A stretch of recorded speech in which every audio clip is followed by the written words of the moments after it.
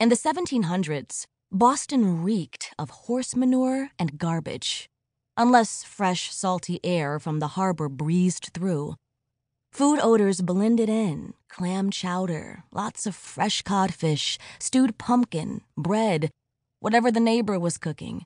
Everyone lived jammed together on crooked streets that narrowed down toward the waterfront. Something else was in the air: rebellion. Boston was getting known as the city most likely to question authority. Whose authority?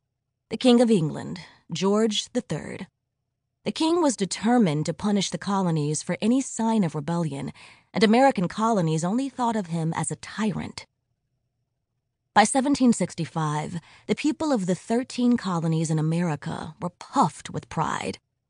They were thriving an ocean away from Great Britain. They'd cleared forests, farmed the land, built homes. There were towns and cities.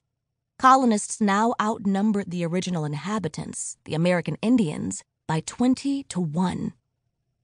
Each colony acted almost like a separate country, and even though the colonies belonged to England, they made their own local laws.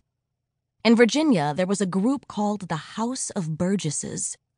Pennsylvania had its General Assembly, and in Massachusetts, there was a House of Representatives. Ben the Poet.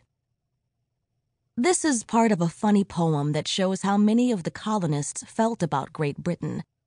They believed the King of England was still treating them like little children who couldn't take care of themselves. Benjamin Franklin wrote the poem.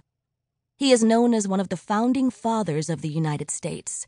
He helped write the Declaration of Independence and the United States Constitution. We have an old mother that peevish is grown. She snubs us like children that scarce walk alone. She forgets we're grown up and have sense of our own, which nobody can deny, which nobody can deny.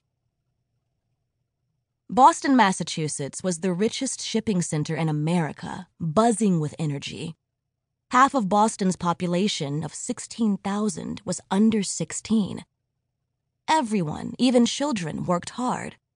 Boston had 3,000 houses of wood and brick, some 500 shops, and 11 churches, not to mention 100 taverns. Along the shoreline were wharves and shipyards to service all the cargo ships that sailed in and out of the harbor. Boston also boasted great newspapers and a high percentage of people who could read.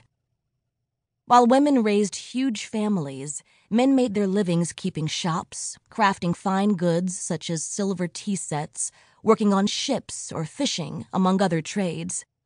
Because the recent French and Indian War had killed many men, women outnumbered them. The war had lasted 7 rough years. Great Britain, with the help of the colonists, had won. The King of England now ruled over even more land in North America. But the war had been very costly. Britain had nearly emptied its treasury and owed what would amount to billions of dollars in today's money, and Parliament insisted on being paid back by America. When did they want the money? Immediately. Parliament, the governing body which made laws in Great Britain, had no members from the colonies. Then, in 1765, Parliament imposed the Stamp Act on America. This was an attempt to collect money from the Americans. Suddenly, paper items, newspapers, legal documents, playing cards had to have an official stamp paid for with a tax. A tax? No one likes paying taxes, money that goes to the government to pay for the services it provides its citizens. Up until now, Americans had paid no direct taxes, and they liked it that way. It was one reason why the colonies had been prospering. The stamp tax was the first major tax on the colonies, and the first on American-made items.